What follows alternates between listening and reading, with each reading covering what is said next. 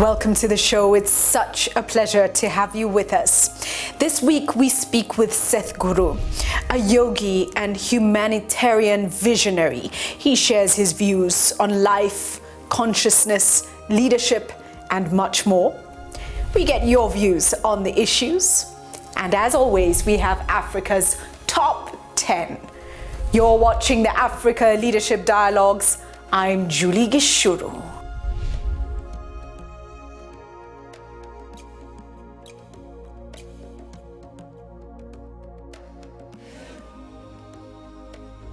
This week on Africa Leadership Dialogues, we're excited to host Sadhguru, a visionary leader with an incredible profile. Let's take a look. For the very first time in the history of humanity, we have the necessary resource, we have the necessary capability, we have the necessary technology to address every human problem on the planet. Even 25 years ago, we couldn't have dreamt of it. But the only thing that is missing is consciousness. Today, the spotlight is on a project called Green Hands in India. We started a mass campaign and 6 years I spent planting trees in people's heads. That's the most difficult terrain, believe me. And now in the last 6 years, we've been transplanting it, and that's happening much more easily. Action for Rural Rejuvenation is mainly aimed at rejuvenating the human spirit.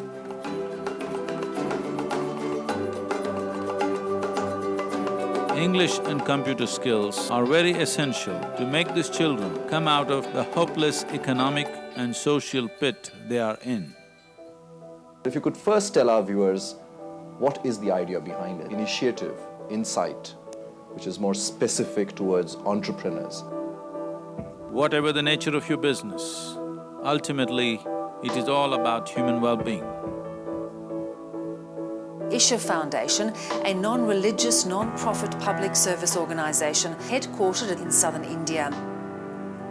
We've engineered the outside world in so many ways, but we've done nothing about this one.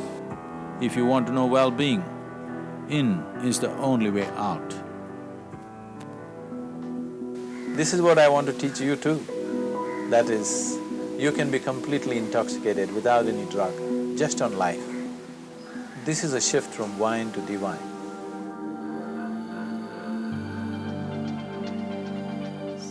How can you love one and hate the other when the same divine exists in all? Spiritual process is not about looking up or looking down, it is about turning inward. See, the only thing that I'm really good at is just this. I can just make the air around me just crackle with energy.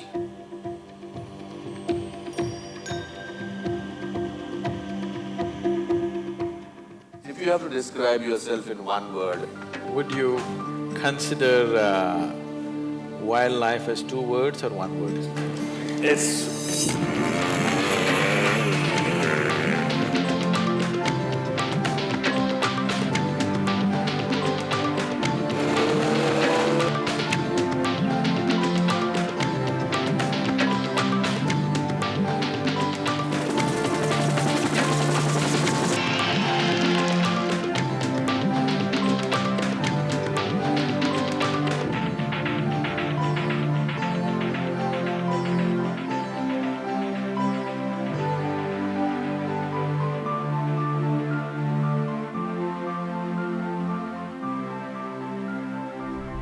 Now straight to his views on life, consciousness, masculine and feminine, leadership, and much more.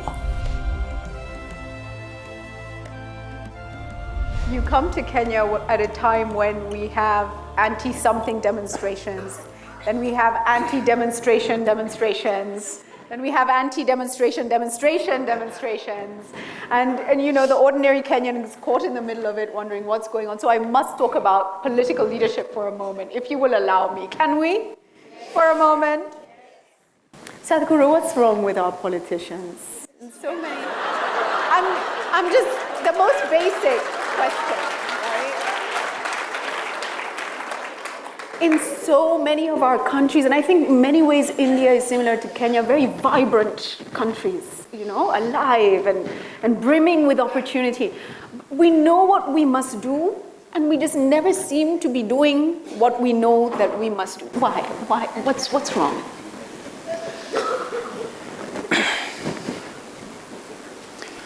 See, I'm not saying many nations around the world, I'm not saying the best of men have reached leadership. No, it's not true. We have chosen a democratic system largely in the world. What this means is, in Tamil language, democracy is translated as Jananayakam. This means people are the leaders. That's what it means. This means one among you, if you're willing to go through the works, you could become a leader. That's what it means. Oh, come on, Sadhguru, where do I have a chance? Well, that's what it means, that one among you, if you understand the system and you're willing to go through the works that it takes to get there, you could get there. Well, right now, India has set a huge example like this. A boy who was selling tea in a railway station is our Prime Minister today.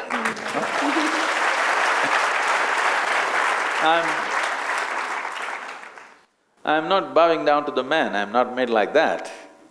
But I'm bowing down to this possibility, a boy who was selling tea in the railway station.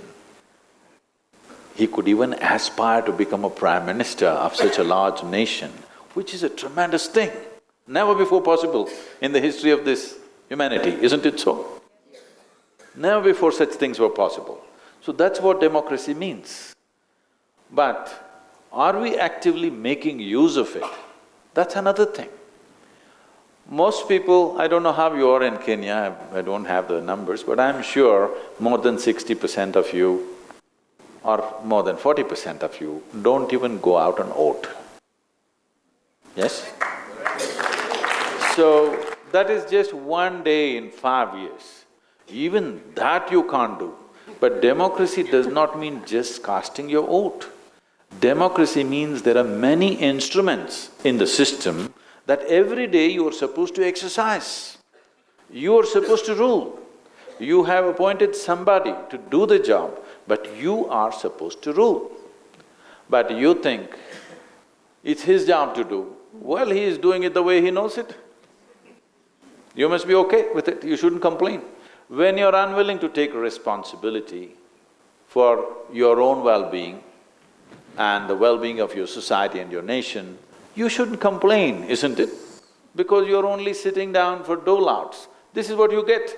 A beggar shouldn't complain, isn't it? You are not behaving like a leader, you are not behaving like a Jananayaka, a leader, a people being leader. People are not behaving like leaders, are they? They're behaving like beggars. When you behave like beggars, you should not complain. You can crib in your corner, but you cannot complain because you have no right to complain, because you are not exercising the instruments of democracy as you should. Like in India, we have a saying, you only get the kind of leadership that you deserve.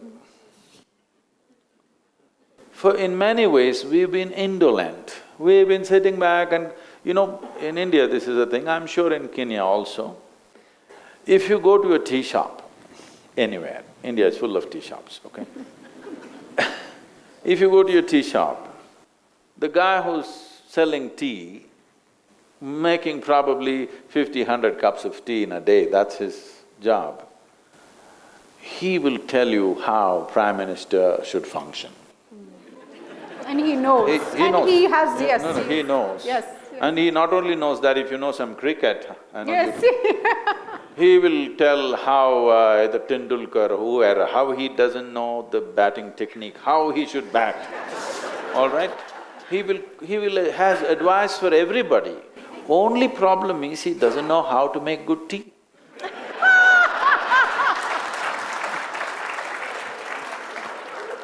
This is a serious problem. Everybody knows how somebody else should do their job. but they don't know how to do theirs. So in a democracy, though all of us are responsible for the nation, the first and foremost thing for us to do is, whatever we are supposed to do, we are supposed to do it really well, not just for my well-being, but constantly being conscious that this is for the well-being of my nation and my world. If this is not there, there is no democracy. There is only feudalism. You are a feudalist essentially, I'm saying most people are feudalists. Only thing is they don't have a following. And the moment, even when it comes to voting, this has happened in every nation, most people are voting in a committed way because of their religion or community or caste or creed or party lines. They're committed votes. If you go to United States of America, Republican, Democratic looks like two different religions and it's committed. They have two different gods. A committed vote means democracy is ruined. Democracy can only happen if there is a considered vote. Every time it is a considered vote. If you vote for somebody, who your family votes for, you should not even know. That's what a secret ballot means. Now, if all of you decide together and go and vote to one person, that means there is no democracy. Feudalism in the guise of democracy. I think you're starting to untap what's going on here. It's really fascinating. I want to take it a little bit deeper in, and you know what's interesting, Sadhguru, is that in Kenya, a lot of people do vote. The problem we still have, and I want your comment on this, please, Sadhguru, is the fact that for us, the vote almost has become so important that the next person's rights become irrelevant. And what I want and how I want it. Haki yetu, isn't it? But not haki yako. Haki yetu is my rights, but we don't say your rights too. We almost feel like we can trample on your rights to get ours. What do we do in a society like this? How do we rebalance? See, I know when people spoke about civil rights, they spoke about it in an extreme condition of apartheid or in an extreme condition of injustice that was happening, that's a different thing. But in any society, the moment you talk about your rights, the moment you talk about your freedom, I think you're heading for ruin anyway. Because you have freedom only to the extent you're responsible. Instead of talking about what is my responsibility in making this happen, if you think what is my right, all you're seeing is how to milk your society or your nation to your benefit. It's not going to work. Then once we start milking, there will be somebody else who is capable of milking it better than you. When he milks it better than you, you say, oh, he's doing wrong things. No, he's doing it better than you, that's how. So, my essential work in the last 20 years has been with leadership, various levels of leadership, business leadership, bureaucratic leadership, and social leadership and political leadership. My work has been largely to move people from their personal ambitions to a larger vision. Because what ambition means is, you have tweaked up your desire, but you have not tweaked up your competence. You don't have to worry about tweaking your desire. Human beings should only focus on tweaking their competence. But right from their childhood, I don't know what you're telling your children, right from their childhood, in every family, they're telling them, you must become this, you must become that. No. You must only see how a child is empowered by competence and knowledge and capability. When this capability is there, he will do whatever is needed. Stay with the Africa Leadership Dialogues. Today, nearly 2 billion people on the planet are doing some form of yoga. I'm not happy with that. I want the 7.2 billion people to do some form of yoga because In the last 100 years, we have ripped the planet apart, but we are nowhere near well-being. If human well-being has to happen, the only and only way is one has to turn inward. There is really no other way. Want to watch it there? Because pain and pleasure They're doing an happens intro from video, within so you. you have Joy 5 or 10 and minutes. misery happens from within you. The very light and darkness happens within you.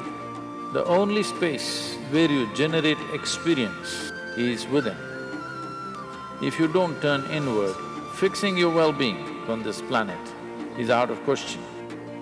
today, we have the necessary resource, capability and technology to address every human problem on the planet. Never before was this possible. Only thing that's missing is an inclusive consciousness of human beings.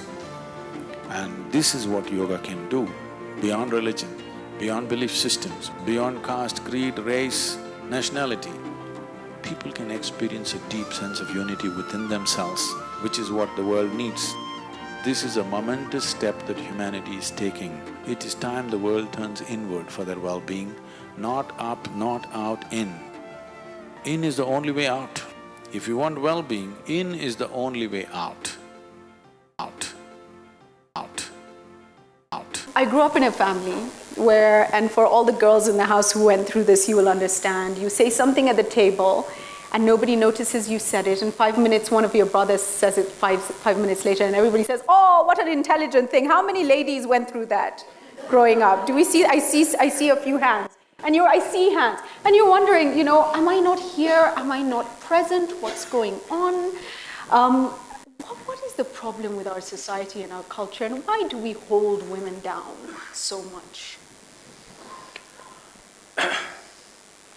See, instead of talking about men and women as if they're two separate species, they're not. The feminine and masculine, if you address life in that sense, we must understand that feminine will have a significant role to play. Feminine will find some respect and regard only if we structure a society in a very balanced way. If, as we are structuring our societies everywhere in the world today, that economics is the only important thing in our life. Today, if you say in Nairobi or in Kenya, this is a big man, it does not mean he has a big brain. It does not mean he has a huge heart. It does not mean he has something else big. It means he has a big pocket.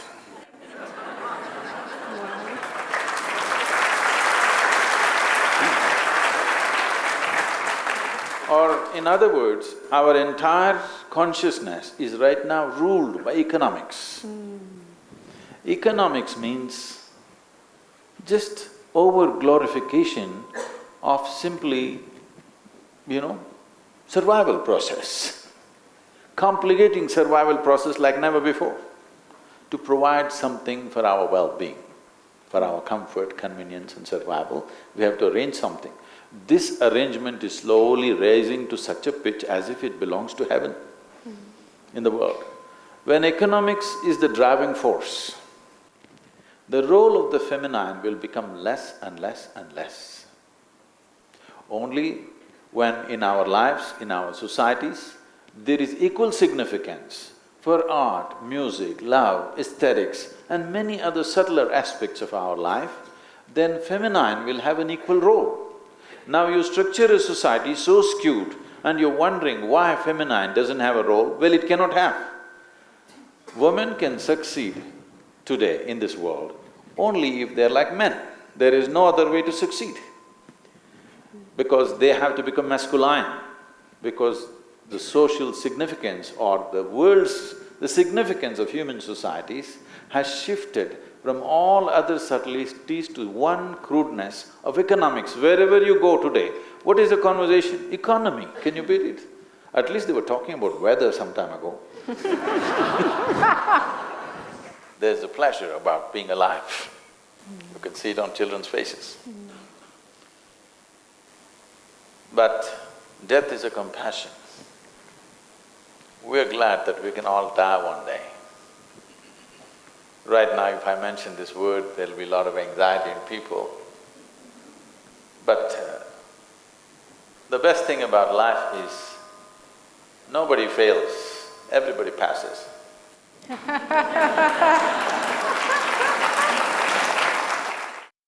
Time is one thing that you can't hold, it's ticking away all the time. If you live great, it ticks away. If you live lousy, it ticks away.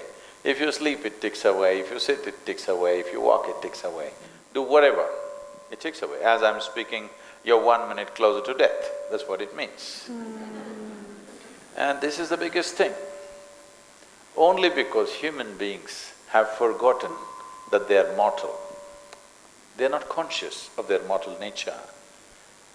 They can invest their time in so many things which doesn't mean a damn thing to them.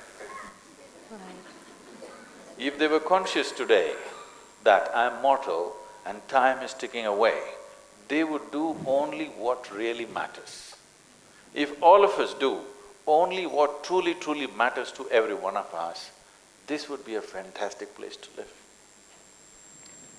It's so powerful, it's so powerful. And I hear you laughing. I'm kind of stunned by the reality of it, especially when we look at society and the fact that so many people are unconscious. And I'll come back to that. But I want to bring us to the conversation, which is the future of the feminine. And I do have some questions in relation. They've ruled Deep the past, questions, I they're believe. ruling the present, they'll rule the future. The women, good. Questions answered, no. So let me start with a deep one. And you know, I always like to look at my background and my culture, and in so many ways I think I embody two different cultures. My father is his family was from Kashmir. My mother's family is Kenyan African. And I see… Hey, you yes. cannot say that he's from Kashmir, you must say he's from India. Oh, no, oh, I didn't say which side he ended up on, by the way. Sorry. Stay with the Africa Leadership Dialogues.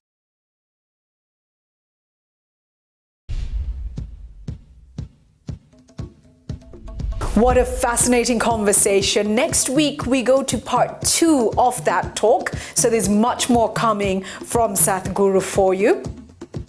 I want you to understand, in the space of this cosmos, nobody knows where it begins, where it ends. In this cosmos, the very planet, the very solar system is a speck. In that speck, this planet Earth is a super speck. In that super speck, this Nairobi is a micro super speck, all right? In that you are a big man.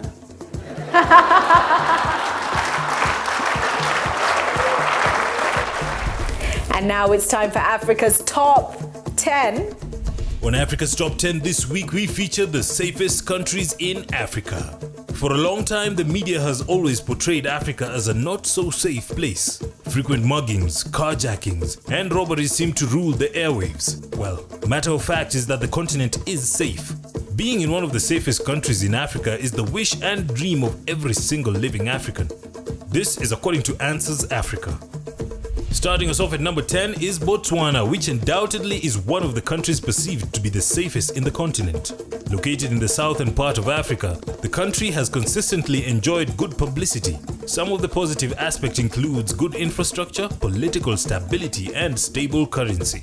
Coming in at number 9 is Namibia. A few decades ago, the country was nowhere near the top 10 lists. However, good political will and governance turned this around, thus making it a safe haven of peace. Positioned at number 8 is Seychelles. Several reasons make this African state safe and peaceful, and these include well-organized judicial systems, strong adherence to human rights, and freedom and cordial relationship between the citizens and the government. Taking the number 7 spot is Madagascar. The Southern African state is a safe African country because of good governance and policies enforced by the locals. Slotted in at number 6 is Tanzania. The East African country attributes its safeness to the Ujamaa mentality, simply translated as communism, which is rife in the country. Malawi takes over the number 5 spot. More than a decade ago, the country was experiencing some social, political, and economic instability. This was pegged on the failing economy, political wrangles, and much more. Fortunately, the economic turnaround improved the country's prospects, further making the country quite safe. Morocco comes in at number 4. The North African state has continued to remain peaceful and safe for many years despite being surrounded by countries well known for rebellions. This is achieved through good governance, well-established policies, and effective community policing. Slotted in at number 3 is Rwanda. After the genocide, which marked one of the darkest moments not only in Africa's story but also the whole world, slowly the country continues to heal and move on. Some of the glad tidings that have come from the new Rwanda are peace, improved security, and safety. Coming in at number 2 is the Gambia. The West African country is ranked not only as the safest country in West Africa but also in Africa. The people are generally friendly and quite hospitable. The system works in the country and you can walk late in the night feeling safe and secure. At number 1 this week is Ethiopia. Many people came to know of the country due to extreme famine, drought, and poverty. This led to the whole world joining hands to assist the country. 3 decades later, the country is not only among the top 10 food secure countries in Africa, but also one of the safest. And that's Africa's Top 10 this week. As always, we end the show with words of wisdom, and this week, because our guest was Sadhguru, we take his words. How deeply you touch another life is how rich your life is. Blessings to you, and blessings.